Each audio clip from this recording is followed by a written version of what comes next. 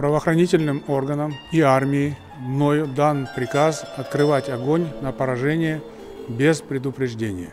Какая глупость! Какие могут быть переговоры с преступниками, с убийцами?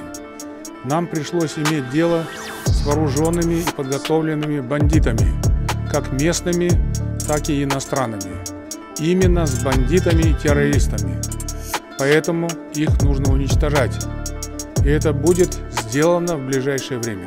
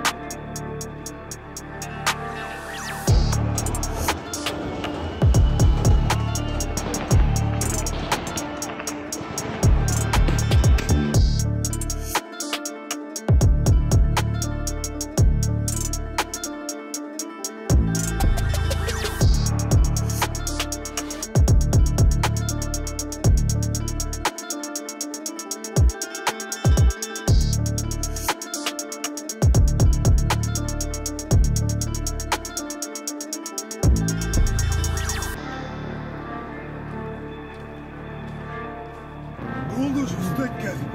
Yok oğlum ben de bas aldığına var aldı.